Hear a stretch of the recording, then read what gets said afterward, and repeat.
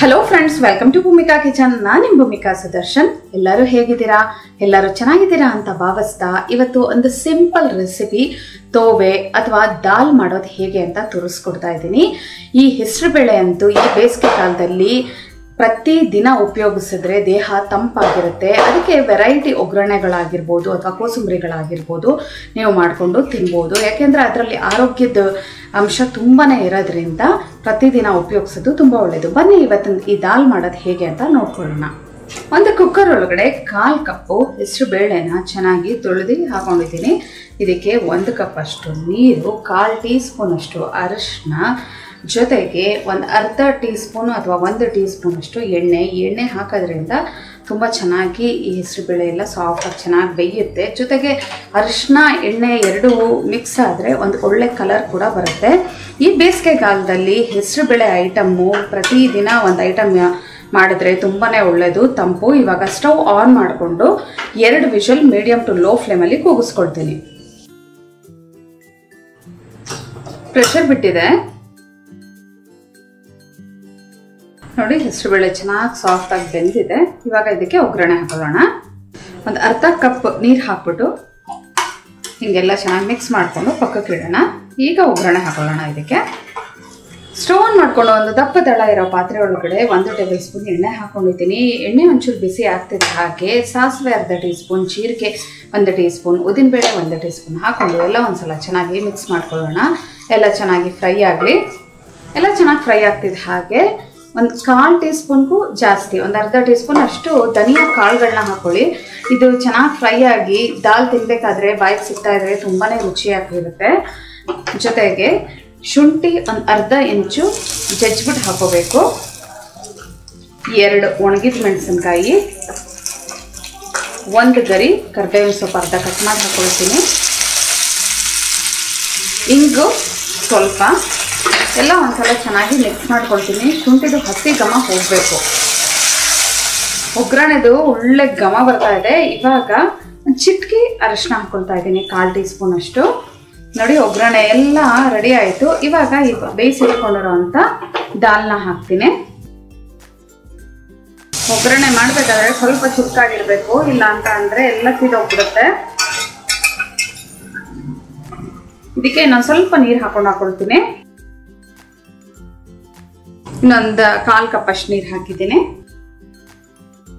ಹದ ನೀವು ನಿಮ್ಮ ಹದಕ್ಕೆ, ನೀವೇನಾದರೂ ಅನ್ನಕ್ಕೆ ಉಪಯೋಗಿಸೋದಾದ್ರೆ ಸ್ವಲ್ಪ ತೆಳುವಾಗಿರಬೇಕು. ಅದೇನಾದರೂ ನೀವು ಚಪಾತಿಗೆ ಉಪಯೋಗಿಸೋದಾದ್ರೆ ಸ್ವಲ್ಪ ತಿಕ್ಕಾಗಿರಬೇಕು. ಆ ಕನ್ಸಿಸ್ಟೆನ್ಸಿಲಿ ಮಾಡ್ಕೊಳ್ಳಿ. ಇವಾಗ ಇದು ಕುದೀತಾ ಇನ್ನೂ ಗಟ್ಟಿಗಾಗುತ್ತೆ. ರುಚಿಗೆ ತಕ್ಕಷ್ಟು ಉಪ್ಪು ಹಾಕೊಳ್ಳೋಣ. ಇವಾಗ ಲೈಟಾಗಿ ಕುದಿಯೋಕೆ ಶುರುವಾಗಿದೆ. ರುಚಿಗೆ ತಕ್ಕಷ್ಟು ಉಪ್ಪು, 1 ಮೀಡಿಯಂ ಸೈಜ್ ಈರುಳ್ಳಿನ ಸ್ಲೈಸಸ್ ಆಗಿ ಕಟ್ ಮಾಡ್ಕೊಂಡಿದ್ದೀನಿ.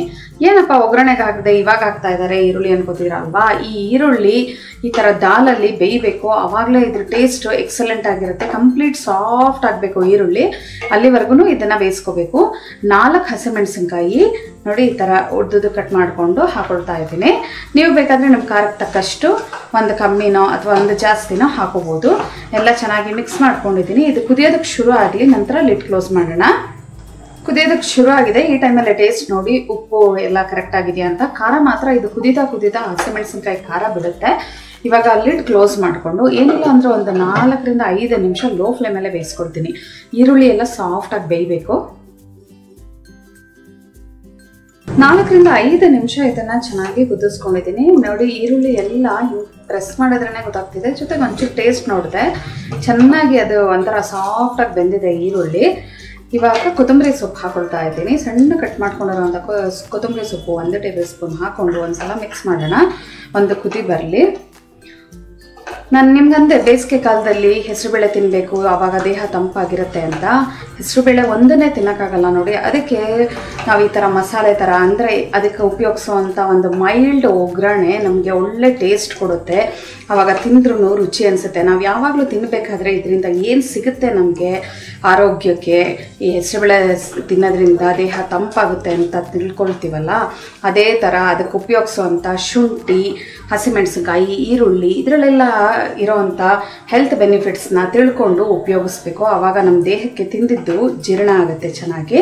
ನೋಡಿ, ಸ್ಟವ್ ಎಲ್ಲ ಆಫ್ ಮಾಡಿದ್ಮೇಲೆ ಕೊನೆಯಲ್ಲಿ 1 ಟೀ ಸ್ಪೂನ್ ಅಷ್ಟು ನಿಂಬೆಹಣ್ಣಿನ ರಸ ಹಾಕೊಳ್ತಾ ಇದ್ದೀನಿ. ನಾವು ಸ್ವಲ್ಪ ಹುಳಿ ಕಮ್ಮಿ, ಅದಕ್ಕೆ ಸ್ವಲ್ಪ ಹಾಕ್ತಾ ಇದ್ದೀನಿ.